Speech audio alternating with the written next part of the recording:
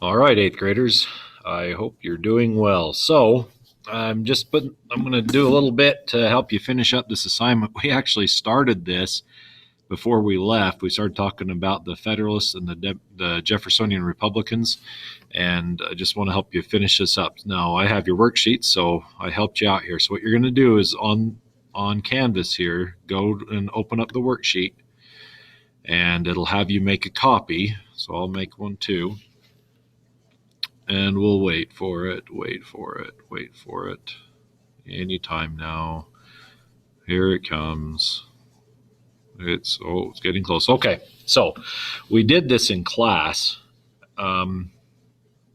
but you don't have your papers, and I want you to be able to have notes. So I just typed them right on there for you. As you can see in red, I've already got the answers. Major leaders of the Federalists: Hamilton, Washington, Adams. Jeffersonian Republicans, Jefferson, Madison, those guys. Views of the people, you got the Federalists wanted the elite to be in power. Jeffersonian Republicans want to give the people more power because they thought the people could make good decisions. Federalists wanted their economy to be strong, big cities, strong national government.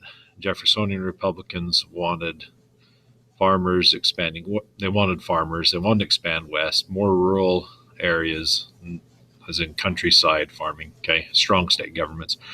The Federalists interpreted the Constitution very broadly, okay. They were open to implied power. So, like, for example, right here, Hamilton's bank is constitutional because the Constitution gives Congress the power to regulate commerce. That means business and trade.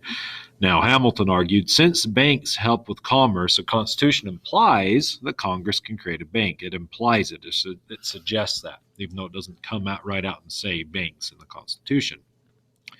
It's implied that they can do it.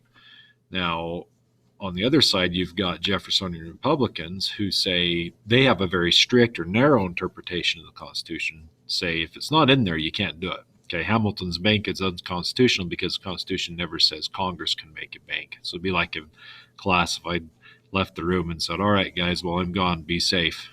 And then let the fire happen. And you guys, the kids who are very strict would say, well, Mr. Porter never said we could leave the room. We have to stay here until he gets back. The kids that would be broad interpretation say, well, Mr. Porter told us to be safe, which implies or suggests that we should leave if there's a fire, even though he didn't say the word fire. So that's the difference between a strict and a broad interpretation.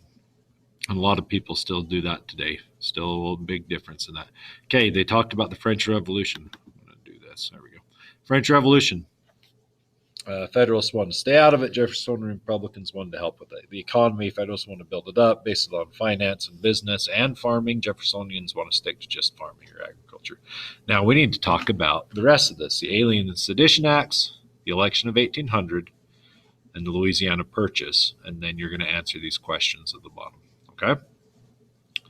So we'll go through here. I'll help you out with it. Let's start with the Alien and Sedition Act. So I'm going to go to the slideshow, and you can just watch this, and you won't have to pull up the slideshow yourself. You can if you'd like to. So I'm going to go skip all my hilarious memes here. Okay. Adams presidency. Now, John Adams became president after George Washington. Okay. It's from Massachusetts, gets elected. Now, during his time, we've got three things I want to point out here: the Quasi-War, the Alien and Sedition Acts, and the peaceful transition of power. So, let's go open this up. Okay. Now, if you're looking at your paper, you need to be paying attention to what is the Quasi-War is our next question. Number 7, Alien and Sedition Acts. A, what is the Quasi-War? So, Adams was a Federalist. Jefferson is his vice president because back then whoever came in second, even though they're from the other party, is the vice president, which doesn't work very well. They've been really good friends. It doesn't go over very well, and they all hate each other. But then again, Hamilton and Adams don't like each other either. So, Quasi-War, what happens is France is fighting with Britain, so you remember, and in the middle of this, we declared ourselves neutral. Washington said, nope, we're not getting involved. But this war comes over. The French were mad about that. Well, they started attacking our ships. Okay, they started taking in some of our ships and attacking them, taking some of our men and stuff. Anyway, obviously we don't like that, and Adams was getting pretty ticked off. Okay, our ships are being attacked by the French now. And then he sent some people over to talk to the French and try and work this out. Well, they had what's called the XYZ affair. XYZ affair. Those are the names. That was the code word for these guys that the Americans were talking to, the French the Americans were talking to. They called them the agents X, Y, and Z. Anyway, these agents, they basically asked the Americans for a bribe. They said, "Look, we'll stop fighting if you guys just pay us off." Okay. Well, the Federalists were, when they found out about that, they were ticked. They did not like that had even been suggested. That's like a test of our honor. Like, how dare you think that we'll take a bribe? We'll fight you. It says the Federalists want to go to war. This is John Adams' party. They want to go to war. The Democratic Republicans, or the Jeffersonian Republicans, Jefferson's party, they want to stay out of it because they still love France, right? Okay, they love France. They don't want to get involved. You say, well, they shouldn't have done that, but we're not going to war over it. Interestingly, in the end, this went on for a while, but in the end, Adams chose to keep the nation out of war. And so a lot of Federalists were pretty mad at him. The Republicans, the Democratic Republicans or Jeffersonian Republicans, were kind of like, oh, well, that's good, but they couldn't be completely happy with him, because it would be like if Trump did something the Democrats wanted to do, they would kind of be happy, but they're not going to go around and tell everybody they're happy about it. So that is the Quasi-War. Now, Alien and Sedition Acts. During the Quasi-War, I told you what happened at the end of the Quasi-War. Let's go back to when it's going on. The Alien and Sedition Acts were passed by Congress during this time. Basically, what they did is they cut back on some freedoms. Okay. Now, an alien, in this case, is someone from another place. Of course, we think of aliens as from outer space or whatever. The word alien just means somebody from another place. So in this case, specifically, Frenchmen. So we're almost at war with France, and there's a bunch of French people running around in America. Well, a lot of Federalists didn't trust those Frenchmen. Okay, and this gave power. These Alien and Sedition Acts gave power to the president to arrest, imprison, and even deport any foreigners or aliens who might be seen as a threat. No trial. Okay, we're cutting out those rights. You grab those people, we're chucking them out of the country. Okay, because the Federalists are saying, well, this is because we're going to go to war with the French. We're fighting them. How could we have their own people running around in our country trying to make decisions and stuff? So they might cause some problems. And then the other one is sedition. Okay, sedition is going against the government. Now, they would put a fine, like a money. Okay, they'd make them pay a fine or imprison someone if they wrote, printed, uttered, or published any false, scandalous, or malicious writing against the government. In other words, like if a newspaperman came out and said, "Oh, I don't like John Adams. He's trying to make himself king," or whatever, and they said anything like that, what they could do is, under this law, they could go and have that person arrested or fine him. And that happened. They actually did take some people and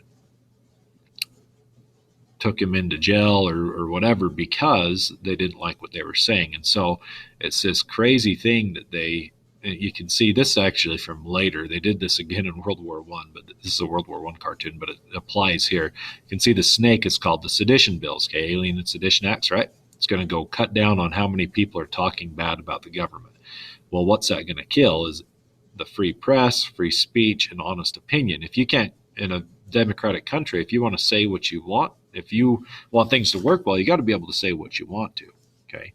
And these sedition acts would keep people from doing that. They couldn't speak out against the government. If you can imagine that going on today, it's almost impossible to think of the media and others, and like politicians, not being able to speak out against the president or the people speaking against Congress or anything. That's just part of our cultures that we have that's enshrined in our Constitution. We have free speech.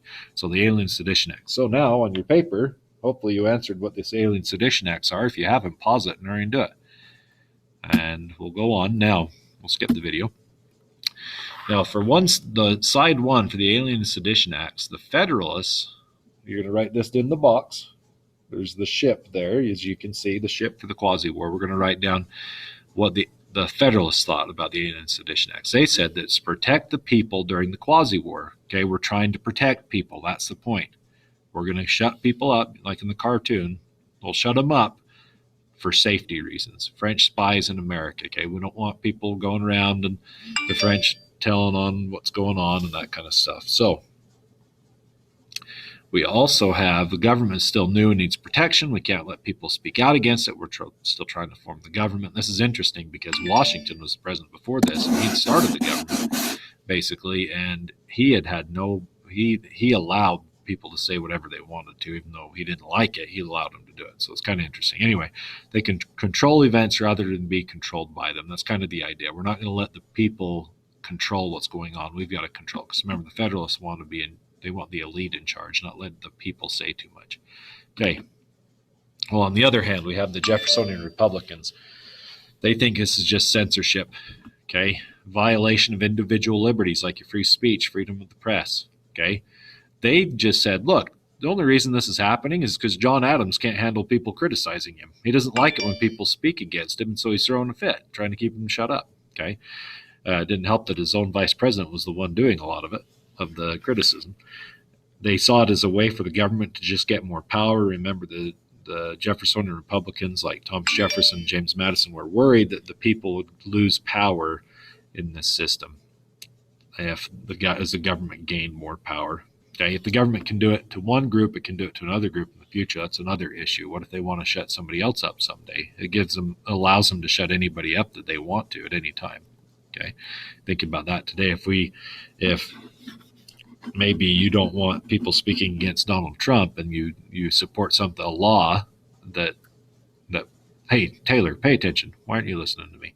Anyway, if it supports, let's say, shutting up the Democrats, they can't speak out against Donald Trump. Well, what happens when a Democrat's the president? Then the Republicans can't say anything, see? And it becomes a problem. Then it could be like a religious thing. You couldn't let certain religions speak out. You couldn't let certain races speak out. It just gets worse and worse. So that's kind of the idea.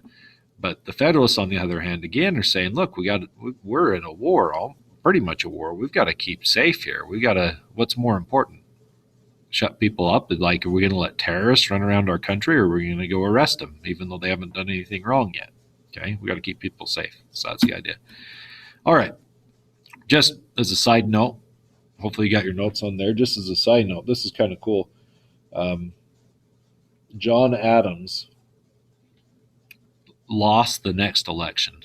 Okay, he was only in for one term. Well, he lost the election to Thomas Jefferson. And the neat thing is, this is the first time that the sitting president had been kicked out. The sitting party had been kicked out. The Federalists lost the election.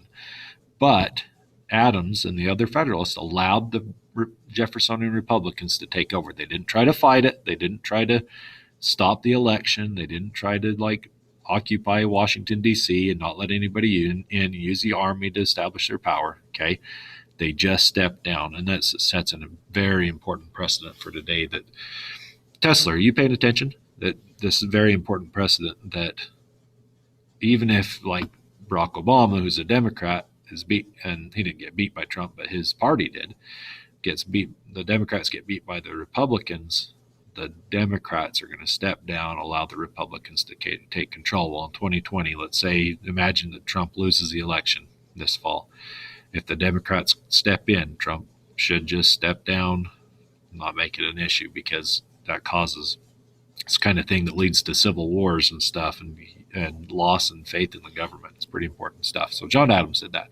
Let's skip that one and that one. All right, let's talk about Jefferson now. So we got to talk about the election of 1800. Now, you know what? Let's stop for just a second. I'm going to make two different videos. Let's stop and you can see where we're at. Make sure that you've got everything answered on number 7, the Alien and Sedition Acts. So A, what was the Quasi-War? B, what were the Alien and Sedition Acts? And then notes on the Federalists and Jeffersonian Republicans. And as soon as you're done with that, go to the next video and we'll move on. Or not, because I'm trying to. But now it won't let me stop the video.